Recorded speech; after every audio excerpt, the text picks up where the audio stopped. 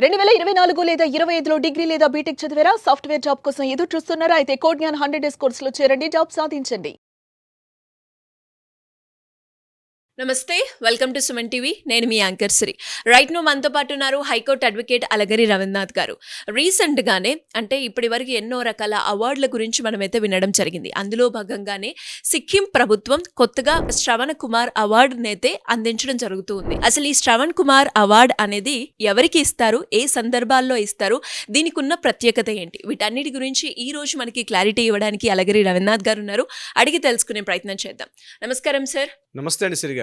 Sir, Sikkim ప్రభుత్వం కొత్తగా శ్రవణ కుమార్ అవార్డు అనేది ఇంట్రడ్యూస్ చేయడం జరిగింది. ఈ అవార్డు అనేది ఏ సందర్భాల్లో అలాగే ఎవరికి ఇస్తారు సార్? మనం కోర్టుల్లో లేకపోతే రోజు పేపర్లో రకరకాల న్యూస్లు చూస్తుంటాం. తల్లిదండ్రులు సరిగ్గా చూసుకోవట్లేదని, అదేవిధంగా తల్లిదండ్రులు కూడా మా పిల్లలు మమ్మల్ని సరిగ్గా చూసుకోవట్లేదని చెప్పి ఆర్డీఓ ఆఫీసుల చుట్టూ, పోలీస్ స్టేషన్ల చుట్టూ, కోర్టుల చుట్టూ తమ ఆస్తిపాస్తుల కోసం చెప్పి, తమ ఆరోగ్య పరిరక్షణ కోసం చెప్పి రకరకాల విధాలుగా కోర్టులని, స్టేషన్లని, ఆర్డీఓ ఆఫీసులని, ఎండీ ఆఫీసులని, ఎంఆర్ఓ ఆఫీసులని నిత్యకృత్యం అయిపోయింది. పిల్లలు తల్లిదండ్రులు కేవలం వాళ్ళ ఆస్తుల కోసమే తప్ప వాళ్ళని పట్టించుకునే నాదుడు రోజు రోజు కరువైపోతుంది. కానీ భారతదేశం యొక్క వ్యవస్థ ప్రత్యేకంగా చెప్పడానికి భయంకరటువంటి ఒక ఒక ఒక కట్టుదిట్టమైనటువంటి ఒక కుటుంబ వ్యవస్థ. కానీ రోజు రోజుకి దిగజారిపోతున్నటువంటి మానవతా విలువలు అయితేనేమి, రోజు రోజుకి దిగజారిపోతున్నటువంటి నైతిక విలువలు అయితేనేమి, తల్లిదండ్రుల యొక్క ఆలనా పాలన చూడకుండా వాళ్ళని అనాథల్లాగా, వాళ్ళని బ్రతుకున్నప్పుడే సవాళ్ళుగా మార్చేసి వాళ్ళని శ్మశానాలకి లాగేసేటువంటి ప్రబుద్ధులు అనేక మంది కోకొల్లలు కనిపిస్తున్నారు. కొన్ని చోట్ల అమ్మాయి యొక్క పేరెంట్స్ అయితేనేమి, కొన్ని చోట్ల అబ్బాయి యొక్క పేరెంట్స్ అయితేనేమి వాళ్ళని బాగా చూసుకొని వాళ్ళ నుంచి ప్రాపర్టీస్ని గిఫ్ట్ డీడ్గా తీసుకొని వాళ్ళని ఒక మూలన పడేసి వాళ్ళని దిక్కుముక్కు లేకుండా రోడ్డు మీద అనేక మందిని పడేసేటువంటి సంఘటనలు కోకొల్లలుగా కనిపిస్తుంటాయి. సో దీనిని పులి స్టాప్ పెడదాని ఉద్దేశంతో రాష్ట్ర వ్యాప్తంగా, దేశవ్యాప్తంగా అనేక రాష్ట్రాలు దిద్దుబాటు చర్యలు తీసుకుంటున్నారు కూడా. అందులో భాగంగా సిక్కిం ప్రభుత్వం రీసెంట్గా తీసుకున్నటువంటి ఒక చర్య మాత్రం యావత్ దేశానికి, యావత్ ప్రపంచానికి కూడా కొంత ఆశ్చర్యానికి, విస్మయానికి గురి చేసింది. అంటే ఒక సదుద్దేశంతో, ఒక మంచి ఆలోచనతో ఒక అవార్డు పెడితే బాగుంటుంది, ప్రజల్లో కూడా అటువంటిది ఒక ఇనిషియేటివ్ ఏర్పాటు చేయాలి, యువకుల్లో కూడా ఉండాలనే ఉద్దేశంతో సిక్కిం ప్రభుత్వం కొత్తగా ఒక అవార్డుని ఇంట్రడ్యూస్ చేశారు. దాని పేరే ఈ శ్రవణ్ కుమార్ అవార్డు. ఈ శ్రవణ కుమార్ అన్నటువంటి ఒక పాత్ర చాలా ఎంతోమందికి మార్గదర్శకమైనటువంటి పాత్ర. హిందూ పురాణాల మీద కాస్త అవగాహన వాళ్ళకి శ్రవణ కుమారుడు అంటే తెలుసు. చాలామందికి తెలుసు, రామాయణంలో రామచంద్రమూర్తి యొక్క తండ్రి దశరథ మహారాజు.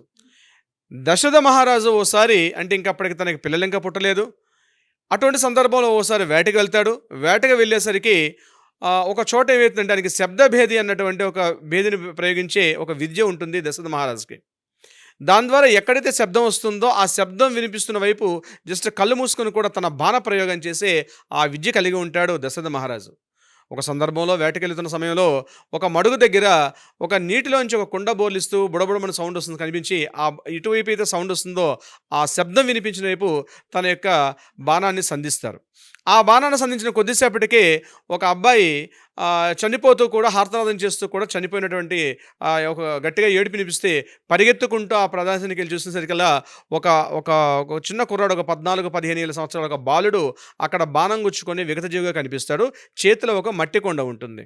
ఆయన పరిగెత్తుకెళ్ళి ఆ బాలుడిని చేతిలో తీసుకొని, ఎవరు బాబు, ఏంటి నువ్వు సంగతి అడిగేటప్పుడు, అయ్యా నేను నా పేరు శ్రవణ కుమారుడు, నాకు వృద్ధ తల్లిదండ్రులు ఇద్దరున్నారు కూడా, ఇద్దరు వృద్ధ తల్లిదండ్రులు ఉన్నారు, వారిని నేను తీర్థయాత్ర, ఇప్పుడు మనం చార్ధామ్ యాత్ర అనుకుంటున్నాం, అటువంటి చార్ధామ్ యాత్ర భారతదేశంలో ఉన్నటువంటి దివ్యధామాలన్నింటినీ కూడా నా తల్లిదండ్రుల కోరిక మేరకు వారు పూర్తిగా అందులు వారు, వాళ్ళని నేను తీర్థయాత్రలు తీసుకెళ్దామని చెప్పి ఈ యమునా నుంచి వెళ్తున్నాను, ఈ అయోధ్య సరయూ నది పక్క నుంచి వెళ్తుండగా నేను నీళ్ళు తీసుకుందాం నేను వెళ్ళేసరికల్లా ఒక బాణం వచ్చి నన్ను గుచ్చుకుందంటే, అయ్యో ఆ పాపాత్ముడు నేనే కదా, ఎంతటి మహాపరాధం చేస్తానని చెప్పి దశరథ మహారాజు అనేక విధాలుగా ఆ బాబుని అన్నప్పుడు, అప్పుడు ఆ బాబు అతని పేరు శ్రవణ కుమారుడు. ఆ బాబు ఏమంటాడంటే, నేను నా తల్లిదండ్రులని ఒక చిన్న కావడలో తీసుకొచ్చాను, నా తల్లిదండ్రులు ఎదురుగా ఉన్నారు, ఈ వాటర్ని తీసుకెళ్ళి నా తల్లిదండ్రులకు ఇవ్వండి, పుణ్యం కట్టుకోండి అని చెప్పి ఆ శ్రవణ కుమారుడు దశరథ మహారాజు యొక్క చేతిలో చనిపోతాడు. అప్పుడు ఆ కుండతో ఉన్న నీళ్ళని తీసుకెళ్ళి దశరథ మహారాజు ఆ ఇద్దరు వృద్ధ తల్లిదండ్రుల దగ్గరికి వెళ్ళి నీటిని అందించే క్రమంలో ఆ దశరథ మహారాజుని ఒకసారి అలా పూర్తిగా తడుముతారు. తడిమేటప్పటికి ఈయన మహారాజు కాబట్టి చేతిలో ఉన్నటువంటి వక్షస్థలం మీద ఉంటే అవన్నీ కూడా బంగారు ఆభరణాలు కడియాలని చూసి, నువ్వు మా అబ్బాయి కొడుకు కాదు కదా, నువ్వు ఎవరు అని చెప్పి అడిగినప్పుడు, నేను ఇలా అయోధ్య నగరాన్ని పరిపాలిస్తున్న ఈ దశరథ మహారాజు అని చెప్పినప్పుడు, మరి మా అబ్బాయి ఎక్కడ అంటే, లేడండి ఇలా అపరాధం జరిగిపోయింది, నేను బాణం వేశాను, అతను చనిపోయాడని చెప్పినప్పుడు, అయ్యో ఇంత ఘోరాపరాధం జరిగింది, మాకున్న ఒక్కగానొక్క కొడుకును కూడా చనిపోయావు కదా ఇప్పుడు అని చెప్పి వాళ్ళు కూడా అనేక శోకతప్తులైపోయి అనేక విధాలుగా బాధపడుతూ వాళ్ళు ఏం చేస్తారంటే దేహాన్ని త్యాగం, వాళ్ళు అక్కడే జీవన్ముక్తులు అయిపోతారు. వాళ్ళు అక్కడ ఆ బాధను తట్టుకోలేక తన కొడుకు చనిపోయిన బాధతోటి ఆ వృద్ధ తల్లిదండ్రులు, ఆ వృద్ధ అంటే అందులైనటువంటి తల్లిదండ్రులు అక్కడ చనిపోతారు. చనిపోయే ముందు వాళ్ళు మాట అంటారు, మేము ఈరోజు మా కొడుకు చనిపోయినటువంటి బాధ తట్టుకోలేక మా దేహాన్ని మేము త్యాగం చేసుకుంటాం, నువ్వు మాలాగే నీకు కూడా పుత్రశోకంతో నువ్వు మరణించుగాక అని చెప్పి శపించి చనిపోతారు. అప్పుడు మాట అంటాడు, నాకు పుత్రులే కలగరు, నిజంగానే పుత్రశోకంతో కానీ చనిపోయినా పర్వాలేదు, నాకు పుత్రులు పుడితే సరిపోతుంది కదా అన్నటువంటి దీనితో ఉంటాడు. అంటే ఇక్కడ ఆ శ్రవణ కుమారుడు చేసినటువంటి మహాత్యాగం అంటే తన వృద్ధ తల్లిదండ్రులని ఈ యొక్క భారతదేశాన్ని అంటే వారి యొక్క కోరిక మేరకు అందులైన తల్లిదండ్రులు కూడా పూర్తిగా కాలినడకన కావడిలో వాళ్ళిద్దరిని చెరవైపు వాళ్ళని మోసుకుంటూ వాళ్ళ యొక్క తల్లిదండ్రుల యొక్క మాతాపితుల యొక్క రుణం తీర్చుకోవడం అని చెప్పేసి శ్రవణ కుమారుడు ఎంతో త్యాగం చేశాడు అని చెప్పి దానికి ఆదర్శంగా ఈ శ్రవణ కుమార్ అన్నటువంటి రామాయణం అంటే మన సంస్కృతి మన సంప్రదాయంలో ఉన్నటువంటి గొప్పదైనటువంటి మన యొక్క భారతీయ సంస్కృతిలో ఆ యొక్క పేరుని పెట్టి ఈ అవార్డుకి నామకరణం చేశారు. దాని పేరే శ్రవణ్ కుమార్ అవార్డు. ఈ అవార్డు యొక్క విధానం సిక్కిం ప్రభుత్వం ఇప్పుడు ఇనిషియేటివ్గా తీసుకుంది. అంటే ఆ రాష్ట్రంలో ప్రతి గ్రామ పంచాయతీ పరిధిలో జీపీయూ అంటారు, అంటే ప్రతి గ్రామ పంచాయతీ పరిధిలో ఒక యూనిట్గా తీసుకొని ఆ యూనిట్లో ఎవరైతే బెస్ట్ తమ తల్లిదండ్రులు అందంగా చూసుకుంటారో, తల్లిదండ్రులే కాకుండా వాళ్ళ తాత ముత్తాలతో ఉంటే వాళ్ళని కూడా ఎవరైతే చేసుకుంటారో ఒక కమిటీ వేసి ఈ కమిటీ ద్వారా తల్లిదండ్రులు బాగా చూసుకుంటున్న వారికి అక్షరాల ₹1,00,000 ఒక రకమైన ఒక అవార్డు, ఒక బహుమతి ఇవ్వాలనే ఉద్దేశంతో ప్రతి గ్రామ పంచాయతీ పరిధికి ఒక నోడల్ ఆఫీసర్ని అపాయింట్ చేసి, అంటే ఒక సత్సంబంధాలు నిజంగా ఎందుకు మనం ఈ వీడియో చేస్తున్నామంటే ఇలాంటి సంబంధాల మీద కూడా, ఒక కుటుంబ సంబంధాల మీద కూడా ఒక అవార్డు ఇవ్వడం అన్నది బహుశా మొట్టమొదటిగా భారతదేశంలో ఈ సిక్కిం రాష్ట్ర ప్రభుత్వం తీసుకుంటే ఒక నిర్ణయం. మనందరం కూడా అభినందించాల్సిందే. ఇది నాట్ ఓన్లీ ఒక సిక్కిం రాష్ట్ర ప్రభుత్వం ఒక్కడే కాకుండా దేశంలోని మిగిలిన రాష్ట్రాలన్నీ కూడా ఇనిషియేటివ్గా తీసుకొని, అంటే ఇటువంటి ఒక మార్పు అనేది ఎక్కడో దగ్గర మార్పు జరగాలి. తల్లిదండ్రులని హక్కును చేర్చుకోవాలి. కేవలం వారు ఇచ్చినటువంటి దేహం, వారు ఇచ్చినటువంటి రూపం, వాళ్ళు ఇచ్చినటువంటి జ్ఞానం ద్వారా ఈరోజు మనం నిన్న రకాలుగా ఉన్నామంటే వాళ్ళకి మనం ఏదో రకంగా మాతృదేవో భవ, పితృదేవో భవ, ఆచార్య దేవో భవ, అతిథి దేవో భవని ఎలా అయితే అనుకుంటామో, మాతాపితృల ముందు గురువు కన్నా దైవం కన్నా గొప్ప వాళ్ళు ఎవరంటే తల్లిదండ్రులు. కాబట్టి వాళ్ళ రుణం తీర్చుకోలేం. కాబట్టి అట్లీస్ట్ వాళ్ళని ఇబ్బంది పెట్టకుండా ఉంటే, వాళ్ళకి మనం ఉన్నంతలో మేరకు మనం ఏం తింటే అది, మనం ఎలా ఉంటుంది, ఏ ఇంట్లో ఉంటుంది, వాళ్ళని కాస్త బాగోగులు చూసుకునే ఉద్దేశంతో, ముఖ్యంగా యువకుల్లో ఒక రకమైనటువంటి ప్రోత్సాహాన్ని అందించే ఉద్దేశంతో ఆ రాష్ట్ర ప్రభుత్వం తీసుకున్నటువంటి ఈ శ్రవణ కుమార్ అవార్డు అంది ఈ రోజు ఆగస్టు 15వ తేదీ నాడు 199 మందికి ఆ స్టేడియంలో 199 మందిని గుర్తించారు. 199 మందికి ఒక్కొక్కరికి అక్షరాల ₹1,00,000 ఒక అవార్డును కూడా అక్కడ ఈరోజు ఆగస్టు 15 వేడుకల్లో భాగంగా వారిని పిలిపించి వారిని అక్కడ వేడుకల్లో వాళ్ళకి సన్మానం చేసుకునే కార్యక్రమం కూడా ఈరోజు చేపట్టారు.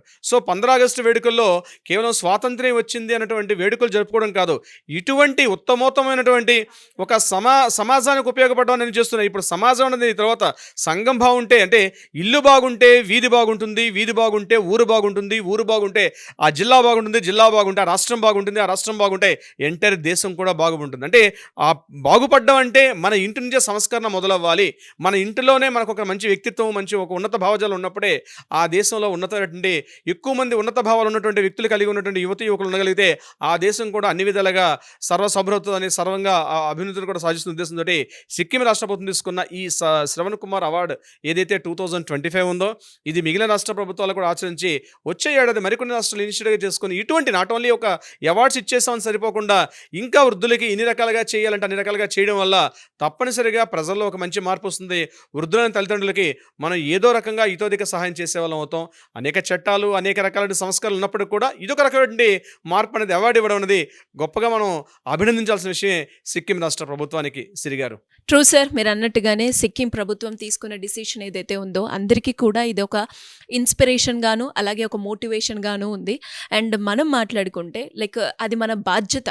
ఏదో అవార్డ్ అని కాకుండా ఇప్పుడు అది చాలా వరకు తక్కువైపోయింది అన్న ఆలోచనతోటి వాళ్ళు తీసుకొచ్చింది చాలా మనం నిజంగానే అభినందించాల్సిన విషయమే ఇది.